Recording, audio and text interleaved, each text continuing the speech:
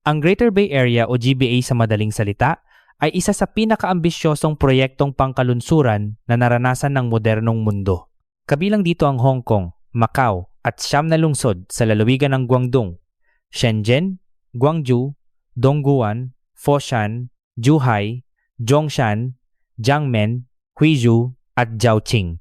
Magkakasama, ang mga lungsod na ito ay sumasaklaw sa halos 56,000 kilometro kwadrado. Ang populasyon, mahigit 88 milyong tao.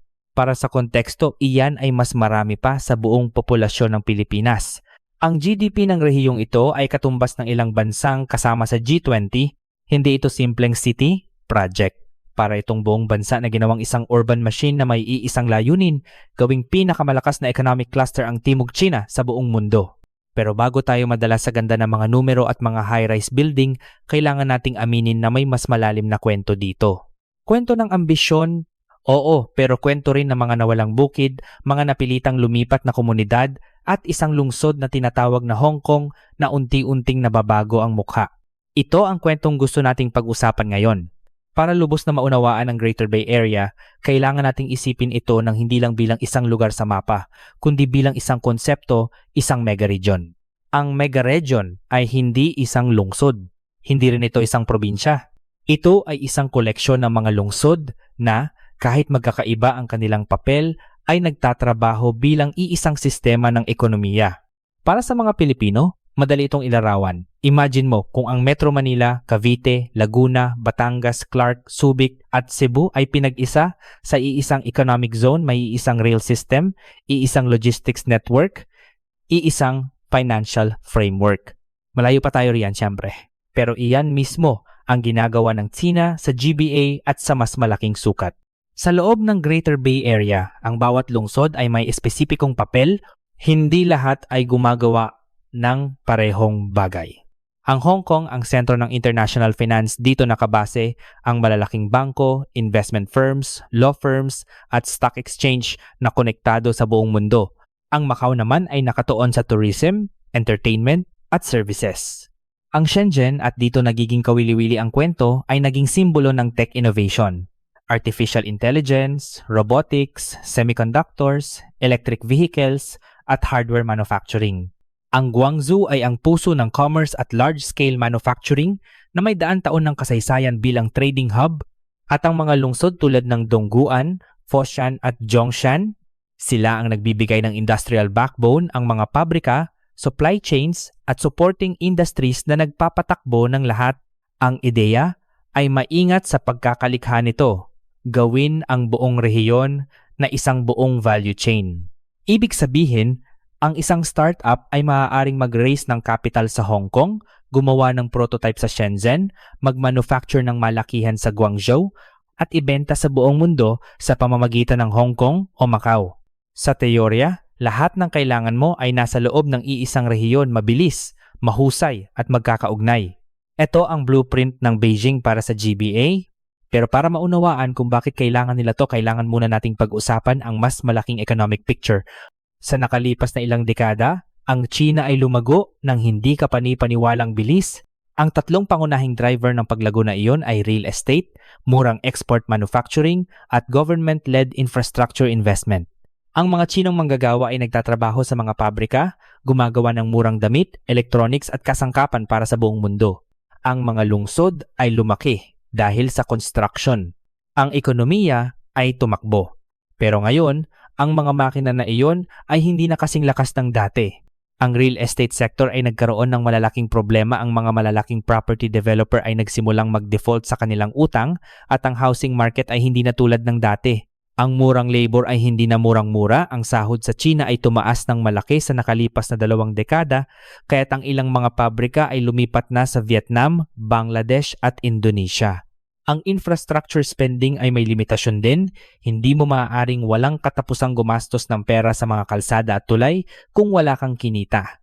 Ang mas malalim na problema ay ang tinatawag ng mga ekonomista na middle income trap. Ito ang sitwasyon kung saan ang isang bansa ay lumago mula sa kahirapan patungo sa middle income pero hindi makapag-level up patungo sa mataas na kita. Para makaabot doon, hindi sapat ang murang manggagawa at pabrika. Kailangan mo ng innovation, teknolohiya, strong financial system, at mataas na productivity. Kailangan mo ng mga kumpanya na hindi lang nagmamanupaktura ng ideya ng ibang tao, kundi gumagawa ng sariling mga ideya, sariling mga brand, sariling mga teknolohiya. Iyan ang eksaktong hamon ng China ngayon. Ang Greater Bay Area ay isa sa kanilang pinakamalaking sagot sa hamong iyon. Ang layunin ay simple sa salita pero komplikado sa pagpapatupad. Gamitin ang GBA bilang isang laboratory para sa transition mula sa low-cost manufacturing economy patungo sa high-tech innovation economy. Kung mayroon kang Shenzhen para sa tech, Hong Kong para sa capital, Guangzhou para sa industrial capacity, at lahat ng konektado sa isa't isa, mayroon kang posibilidad na lumikha ng isang ecosystem na maaaring makipagkumpetensya sa Silicon Valley, sa Tokyo Bay Area, sa Seoul Metropolitan Area. Para sa Pilipinas, ito ay may direktang kaugnayan. Tayo rin ay nakaharap sa katulad na hamon, nais nating lumipat mula sa BPO at OFW remittances patungo sa manufacturing, teknolohiya at high-value industries. Ang GBA ay isang case study na hindi natin maaaring baliwalain. Walang mas malinaw na halimbawa ng kapangyarihan ng tamang lugar at tamang patakaran kaysa sa Shenzhen. Noong 1980, ang Shenzhen ay isang maliit na bayan na nakadikit sa Hong Kong halamanan, mangingisda at walang kapansin-pansin.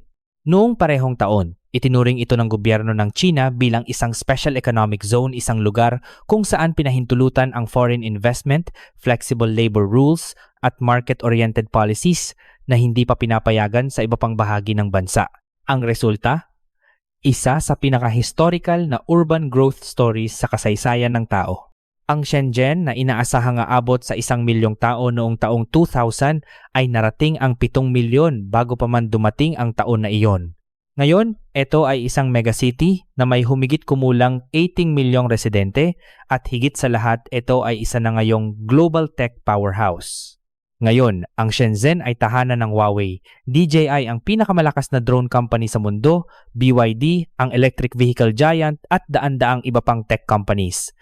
Ito ay isang lugar kung saan ang hardware innovation ay nangyayari sa paraang hindi posible kahit saan pa sa mundo. Kung ikaw ay isang entrepreneur na may ideya para sa isang hardware product, maaari kang pumunta sa Shenzhen at sa loob ng ilang linggo, mayroon ka ng prototype. Ang suppliers, engineers, manufacturers, at logistics providers ay lahat nakadikit sa isa't isa. Ito ang tinatawag nilang manufacturing ecosystem density, ang konsentrasyon ng lahat ng kailangan mo para gumawa ng isang produkto sa iisang lugar. Sa karamihan ng bansa, kung ikaw ay may startup, kailangan mong mag-source ng components mula sa iba't ibang lugar, hanapin ang tamang manufacturer, mag-negotiate ng logistics, at ipaliwanag ang iyong ideya sa mga taong walang technical background. Sa Shenzhen, lahat ng iyon ay nasa paligid mo na. Iyon ang ibig sabihin ng speed to market na pinapahalagahan ng mga investors. Sa Shenzhen, ang ideya hindi lang naiisip, ginagawa, tinetest, minamass produce, tapos binebenta sa loob ng isang time frame na imposible sa karamihan ng iba pang lugar. Ito ang dahilan kung bakit naniniwala ang Beijing na ang modelo ng GBA ay maaaring gumana. Kung ang Shenzhen ay naging ganito sa loob ng 4 na dekada, ano pa ang maaaring mangyari kung ang Shenzhen ay ganap na konektado sa Hong Kong sa kanyang kanan at Guangzhou sa kanyang kaliwa at lahat ng ito ay gumaganap bilang iisang economic unit? Ang theoretical framework ng GBA ay napakaganda. Isang startup ay nag-raise ng funding sa Hong Kong, nagtayo ng prototype sa Shenzhen, nagmanufacture ng malakihan sa Guangzhou at nagbenta sa buong mundo. Ang bawat lungsod ay may hawak na bahagi ng value chain at walang nagsasayang ng oras at resources sa pagre-replicate ng trabaho ng iba. Pero sa realidad, hindi ito ganoon kasimple. Ang pinakamalaking hamon ay ang Hong Kong mismo. Ang Hong Kong ay hindi katulad ng ibang lungsod sa GBA. Ito ay may sariling legal system batay sa British Common Law na lubos na naiiba mula sa civil law system ng mainland China. Mayroon itong sariling currency, ang Hong Kong dollar, na pegged sa US dollar. Mayroon itong sariling immigration controls, ibig sabihin ang isang tao mula sa mainland ay kailangan pa rin kumuha ng permit para pumasok sa Hong Kong. Ang internet sa Hong Kong ay hindi naka-filter, hindi tulad ng mainland. Ang negosyo sa Hong Kong ay gumagana sa ilalim ng iba't ibang tax rules at regulatory frameworks. Ito ang tinatawag nilang one country, Two Systems, ang arrangement na ginawa noong 1997 nang ibalik ang Hong Kong ng United Kingdom sa China. Ang ideya ay ang Hong Kong ay mananatiling may autonomy sa loob ng 70 taon hanggang 2047, pero ang tanong na palaging naririto ay habang tinitikman ng GBA ang mas malalim na integrasyon sa pagitan ng Hong Kong at ng mainland, gaano katagal mananatiling dalawang sistema ang iisang bansa? Para sa mga negosyante at investors, ang Hong Kong ay mahalaga dahil sa credibility nito bilang international financial center dahil sa rule of law, transparency at koneksyon sa global markets. Kung ang mga iyon ay magsimulang lumabo, ang Hong Kong ay maaaring mawalan ng competitive advantage nito.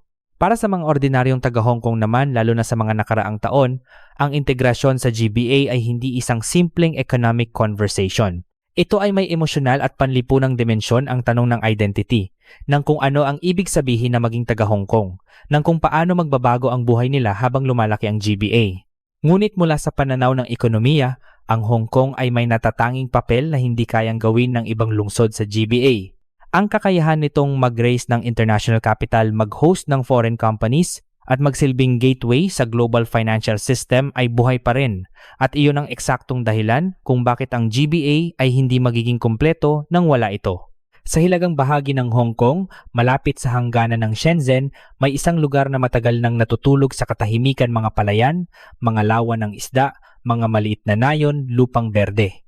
Sa loob ng maraming taon, ang lugar na ito ay hindi masyadong binabago. Habang ang natirang bahagi ng Hong Kong ay puno ng mga skyscraper at komersyo, ang hilagang bahagi ay nanatiling rural at tahimik. Ngayon, iyon ay nagbabago. Ang proyektong tinatawag na Northern Metropolis ay ang plano ng pamahalaang Hong Kong na sinusuportahan ng Beijing na gawing bagong urban hub ang hilagang bahagi ng Hong Kong. Ang layunin ay malaking ambisyon. Pabahayan ang halos 2.5 milyong tao, lumikha ng mga 650,000 trabaho, at gawing tech at innovation corridor ang lugar na direktang nakakonekta sa Shenzhen. Isipin mo ito, sa isang gilid ng isang makitid na ilog ay ang Shenzhen puno ng mga gusali, tech companies at bilyon-bilyong dolyar na investment. Sa kabilang gilid ay ang hilagang Hong Kong, may mga palayan, lawa ng isda at mga nayon na may ilang daang taon na kasaysayan. Ang Northern Metropolis ay ang plano na gawing katulad ng Shenzhen ang kabilang panig, palakasin ang koneksyon, dalhin ang investment, at gawing seamless ang daloy ng tao at kapital sa pagitan ng dalawang lugar. Sa papel, malinaw ang logic. Ang mga bakanting lupain sa hilagang Hong Kong ay may potential na maging tech park, research centers, at housing para sa milyon-milyong manggagawa na magtatrabaho sa bagong economy. Ang proximity sa Shenzhen ay nagbibigay ng instant na access sa supply chains, manufacturers, at engineers. Ang Hong Kong naman ay nagbibigay ng financial credibility at international connectivity na wala pa ang Shenzhen. Pero may presyo ang lahat ng ito. Ang mga nayon at komunidad sa hilagang Hong Kong ay may kasaysayan. Mayroon doon ang mga pamilya na naninirahan na sa loob ng maraming henerasyon, mga magsasaka, mga mangingisda, mga taong ang buhay ay nakakonekta sa lupang iyon.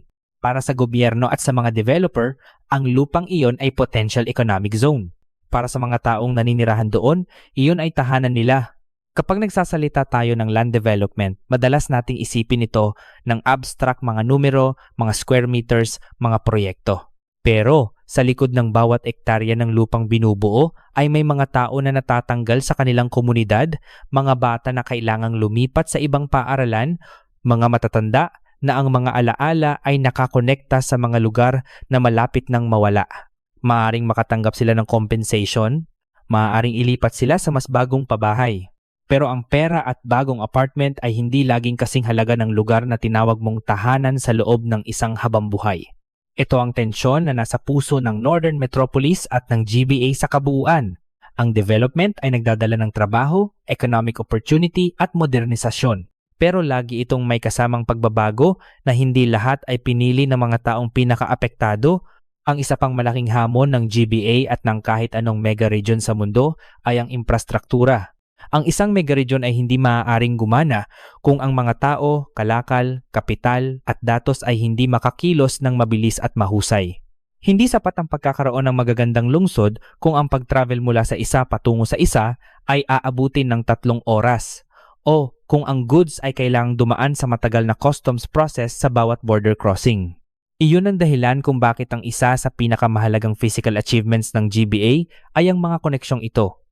Ang high-speed rail na nagkokonekta sa Guangzhou, Shenzhen at Hong Kong na nagpapababa ng travel time sa pagitan ng mga lungsod mula ilang oras hanggang ilang minuto lamang. Ang Hong Kong-Zhuhai-Macau Bridge, isa sa pinakamahaba at pinakamahal na sea bridges sa kasaysayan na nagbibigay ng direktang koneksyon sa pagitan ng tatlong lugar sa magkabilang panig ng Pearl River Delta, ang iba't ibang ring roads, logistics hubs, at port upgrades na nagpapahintulot sa goods na gumalaw ng mas mabilis sa loob ng rehiyon. Ang pangunahing insight dito ay ito.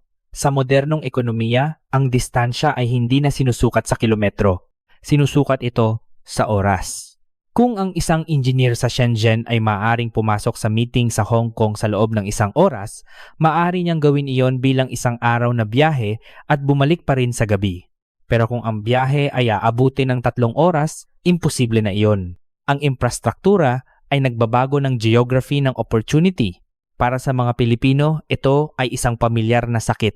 Alam nating lahat ang frustration ng traffic sa EDSA. Alam nating lahat ang problema ng mga kalakal na naantala sa ports. Ang isang economic zone sa paligid ng Manila na sumasaklaw sa Clark, Subic, Batangas, Cavite at Laguna ay magkakaroon ng limitadong potensyal kung hindi maayos ang infrastruktura na nagkokonekta sa kanila. Hindi lang ito tungkol sa kaginhawahan, ito ay direktang nakakaapekto sa productivity at competitiveness ng bansa. Ang tunay na kalaban ng megacity ay hindi bundok o ilog. Ang kalaban nito ay delay. Ang delay sa logistics, ang delay sa approvals, ang delay sa movement of people and goods, ito ang pumipigil sa kahit anong economic region na maabot ang buong potensyal nito. Ngunit kailangan ding maging maliwanag tayo. Hindi lahat ng malaking urban project ay matagumpay. Ang China ay may kasaysayan ng pagtatayo ng mga lungsod na sa ilang panahon ay tila ghost cities, mga lugar na may mga gusali, mga kalsada, mga mall pero walang tao. Ang mga lugar na ito ay itinatayo ng mas mabilis kaysa sa demand ng tao para sa pabahay at trabaho sa loob ng mga ito. Ang ilang mga kritiko ay nagtatanong, maaari bang mangyari ito sa Northern Metropolis? Maaari bang ang ambisyon ng GBA ay lumampas sa aktwal na demand? Ang sagot ay komplikado. Hindi katulad ng ibang ghost cities, ang Northern Metropolis ay may iisang malaking advantage. Ito ay nakadikit sa Shenzhen sa isang gilid at sa urban core ng Hong Kong sa kabilang gilid. Hindi ito itinatayo sa gitna ng wala, ito ay itinatayo sa pagitan ng dalawang napaka-dense na economic centers. Iyon ay nagbibigay ng mas matibay na pundasyon kaysa sa mga proyekto na literal na tinayo sa disyerto o sa layo ng lahat. Pero kahit ganoon, may mga lehitimong tanong pa rin. Ang housing cost ay isa, kung ang mga bahay sa Northern Metropolis ay masyadong mahal para sa average worker, hindi magiging inclusive ang development.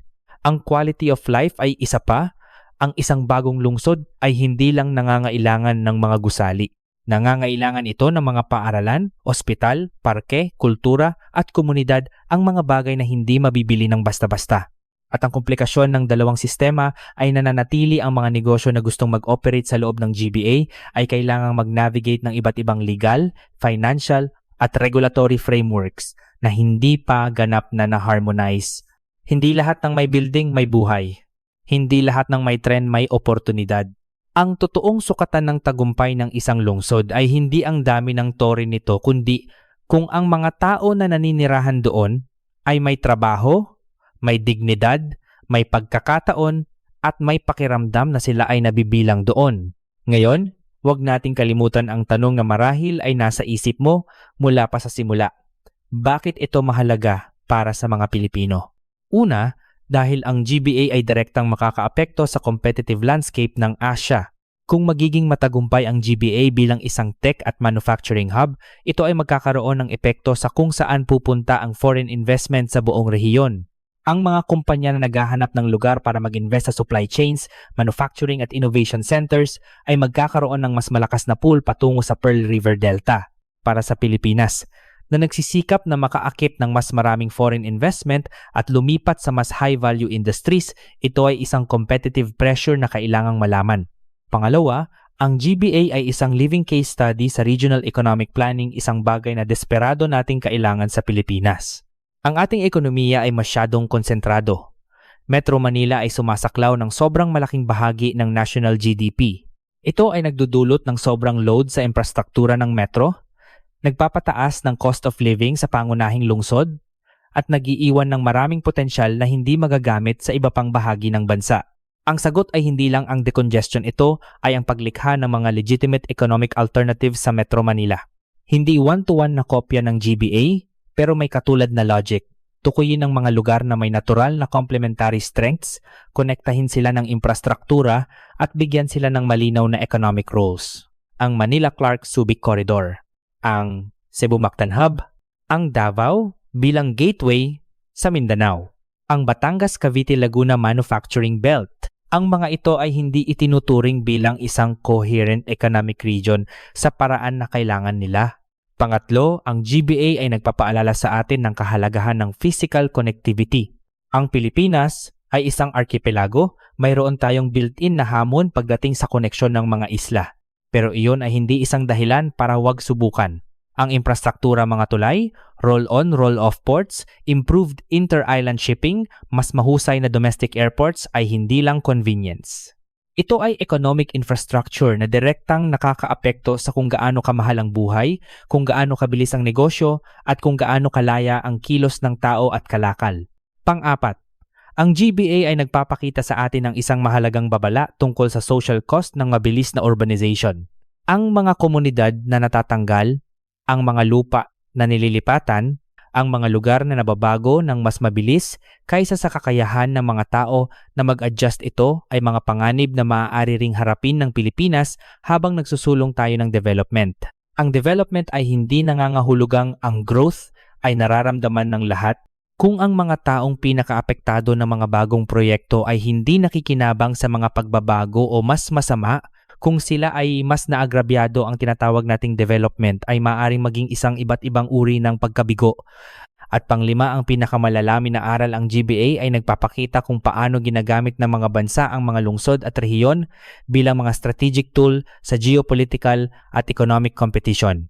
Ang China ay hindi lang nagtatayo ng mga gusali at kalsada para maging maganda.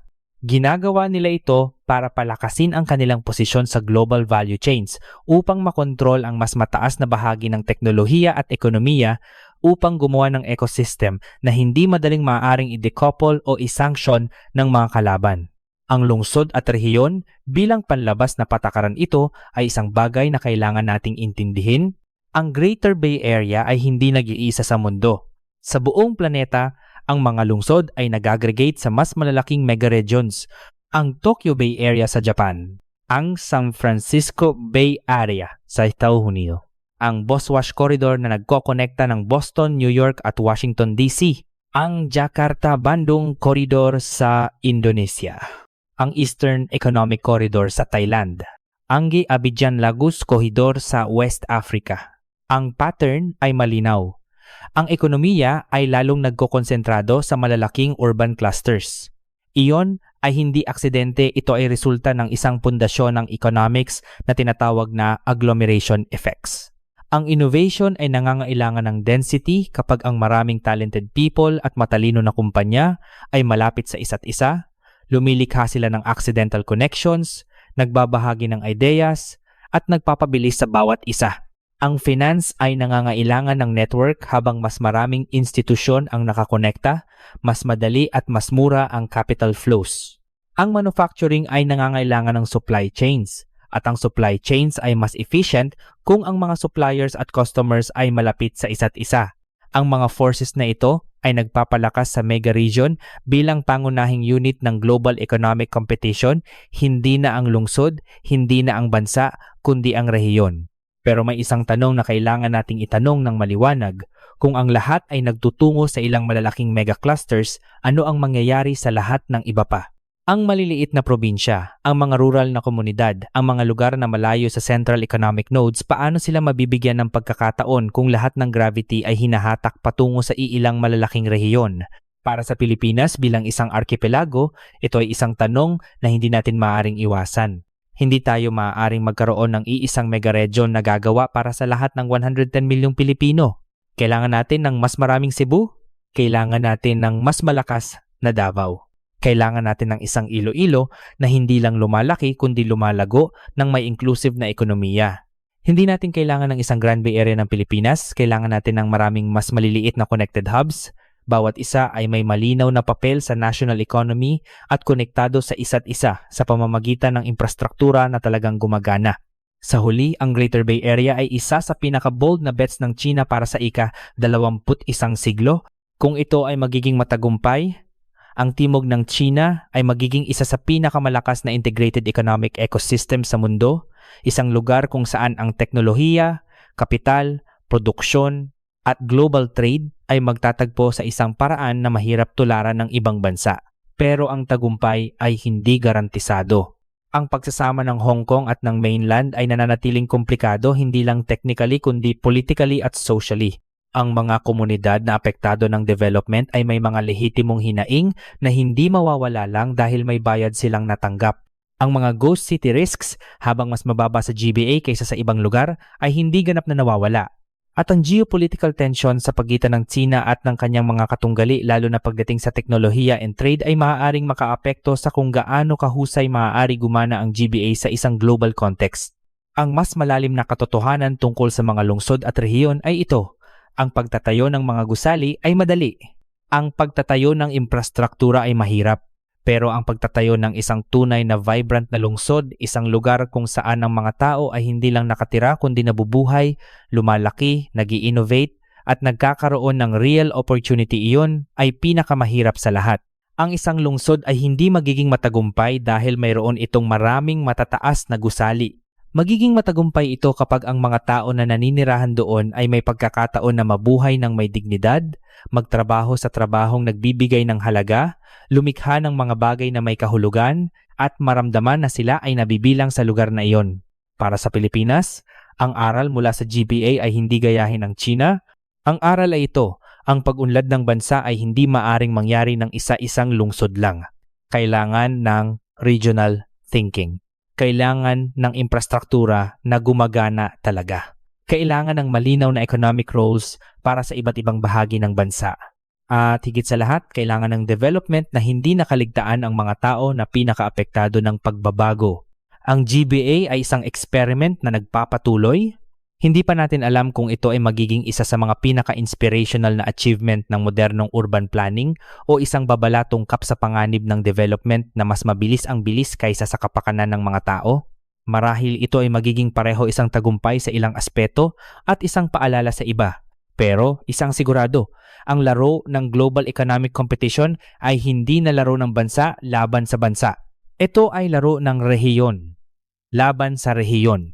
At ang mga bansang hindi nag-iisip ng regional na hindi nagtatayo ng mga hub, hindi nagkokonekta ng kanilang mga lungsod, at hindi nagpaplano para sa pag-unlad na inclusive ay maaaring matagpuang naiwan sa likod ng mga bansang malinaw ang vision para sa kung ano ang gusto nilang maging sa loob ng 20 o 20 taon. Kung sa tingin mo may aral dito para sa Pilipinas, ibahagi ang iyong opinyon sa comments. Dapat bang magkaroon ng sariling mega-region strategy ang Pilipinas? At kung mayroon, sino dapat ang kasama Metro Manila lang? O palawakin natin ang pag-iisip at isipin ng buong Luzon o ang Visayas o ang Mindanao? Iyan ang usapang kailangan nating simulan, hindi bukas, hindi sa susunod na taon, kundi ngayon.